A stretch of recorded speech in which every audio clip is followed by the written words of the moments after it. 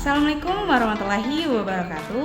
Hai semuanya, perkenalkan nama saya Nesyila Putri Deanglisa, mahasiswa semester 4 Pendidikan Guru Sekolah Dasar Fakultas Ilmu Pendidikan Universitas Negeri Gorontalo. Nah, di video kali ini saya akan membahas materi tentang perbandingan antara potret kelas rangkap dengan keadaan lapangan, di mana saya akan menjelaskan terkait kesenjangan antara konsep ideal kelas rangkap dengan implementasi aktualnya di lapangan atau realitas di lapangan, serta terkait faktor-faktor penghambat dan pendukung dalam upaya menjembatani kesenjangan antara potret ideal kelas rangkap dengan realitas pelaksanaannya di lapangan.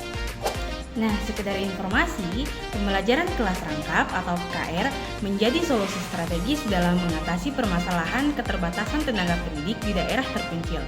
Namun, ternyata terdapat kesenjangan signifikan nih di antara konsep ideal PKR dengan implementasi aktualnya di lapangan. Nah, berikut penjelasan yang lebih mendalam mengenai kesenjangan tersebut berdasarkan penelitian-penelitian terkini di Indonesia. Nah, yang pertama ada kesenjangan dalam pengelolaan kelas. Nah, konsep ideal dari kesenjangan dalam pengelolaan kelas yaitu meliputi penataan ruangan kelas yang fleksibel untuk memfasilitasi pembelajaran berbagai tingkatan, kemudian pembagian kelompok berdasarkan kemampuan belajar dan usia perkembangan, kemudian ada sistem rotasi pembelajaran yang terstruktur, kemudian ada pengelolaan waktu yang efektif untuk semua jenjang kelas, dan pemanfaatan sumber belajar yang terpadu untuk berbagai jenjang.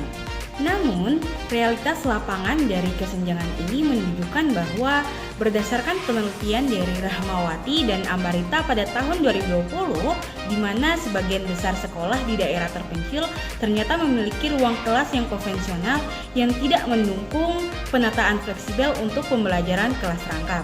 Nah, jadi guru kesulitan untuk mengorganisasikan pembelajaran karena keterbatasan ruang dan media pembelajaran.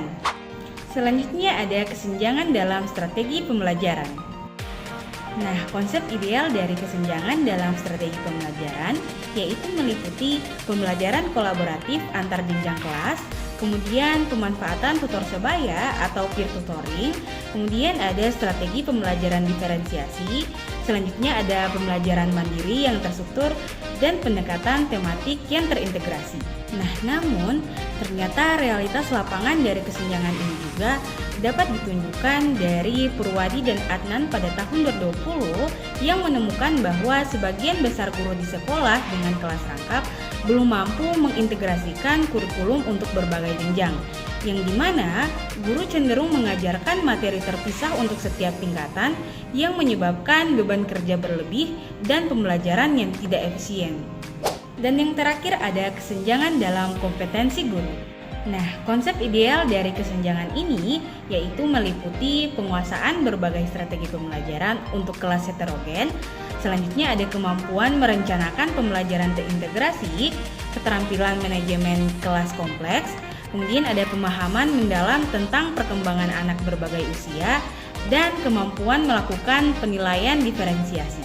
Namun, sekali lagi realitas lapangannya dapat ditunjukkan dari Dewayani pada tahun 2020, yaitu mengungkapkan bahwa sebagian besar guru yang menangani kelas rangkap tidak mendapatkan pelatihan khusus tentang manajemen dan strategi pembelajaran kelas rangkap, di mana pelatihan yang mereka dapatkan umumnya itu berfokus pada pembelajaran kelas tunggal atau monograde. Nah, tadi kita sudah membahas terkait kesenjangan apa saja sih yang terjadi dalam kesenjangan antara konsep ideal kelas rangkap dengan realitas di lapangan. Tapi semuanya, kalian juga harus tahu nih bahwa kesenjangan antara konsep ideal dan realitas di lapangan dapat dipengaruhi oleh beragam faktor yang dapat dikategorikan sebagai faktor penghambat dan faktor pendukung. Nah, berikut adalah penjelasan lebih lanjut terkait kedua faktor tersebut berdasarkan penelitian-penelitian yang telah dilakukan di Indonesia.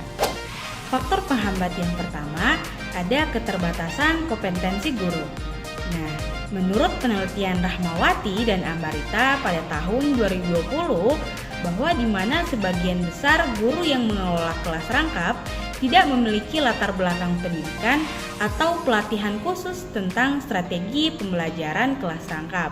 Di mana Kustriani juga menambahkan bahwa banyak guru di daerah terpencil yang mengajar kelas rangkap itu merupakan guru junior dengan pengalaman mengajar yang minim, sehingga mereka kesulitan dalam mengembangkan strategi pembelajaran yang efektif untuk konteks kelas rangkap.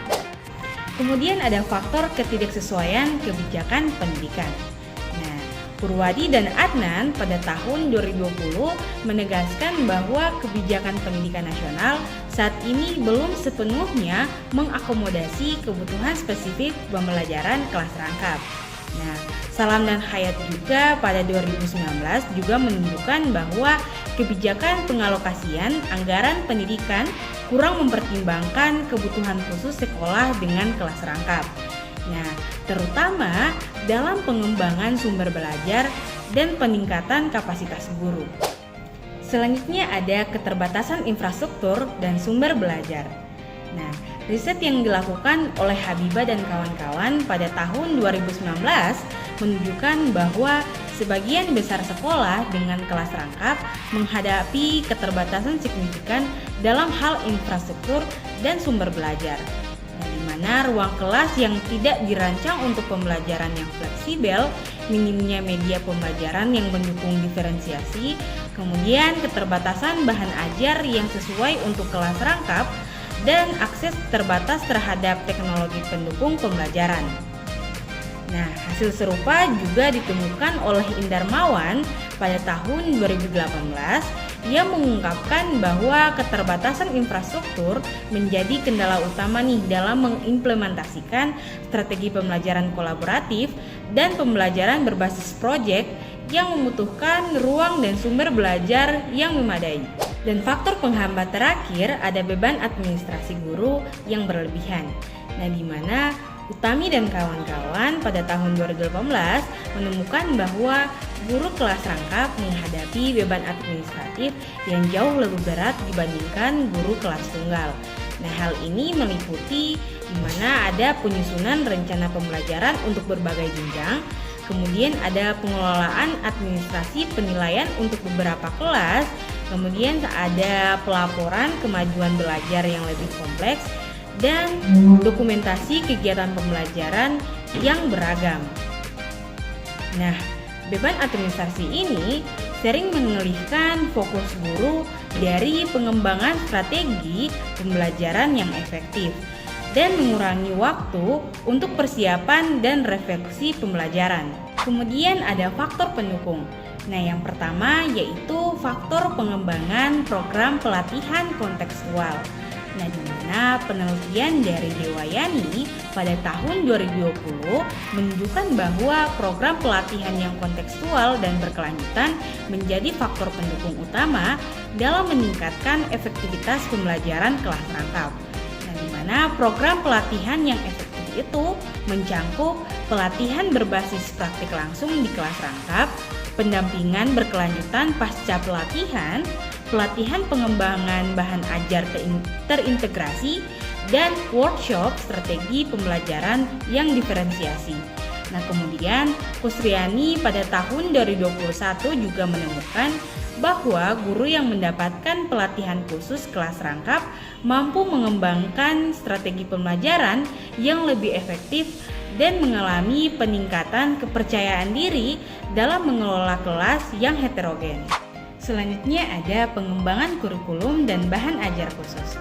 Sulistiani dan Retnawati pada tahun 2019 mengidentifikasi bahwa ketersediaan panduan kurikulum dan bahan ajar yang dirancang khusus untuk kelas rangkap menjadi faktor pendukung yang signifikan.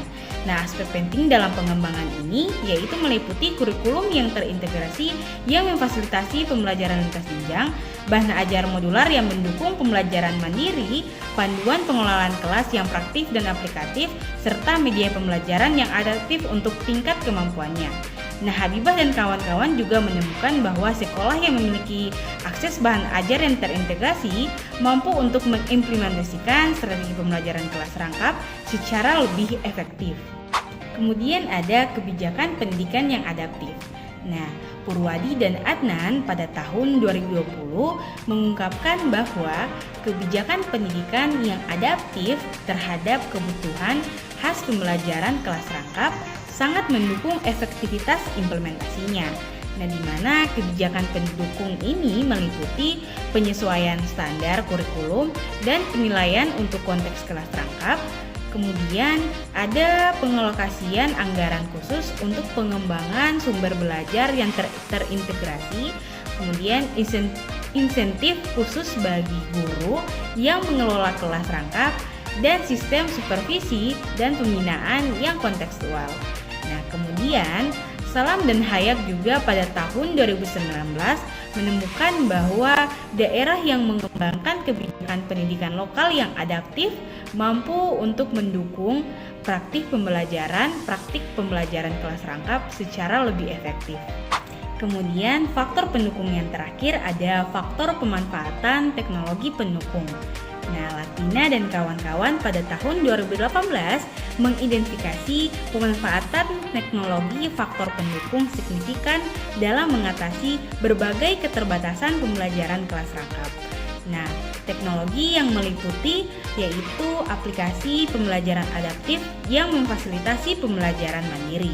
Kemudian platform kolaborasi daring untuk mengatasi isolasi profesional. Selanjutnya ada sumber belajar digital yang mendukung diferensiasi pembelajaran dan sistem manajemen pembelajaran yang membantu pengelolaan kelas heterogen.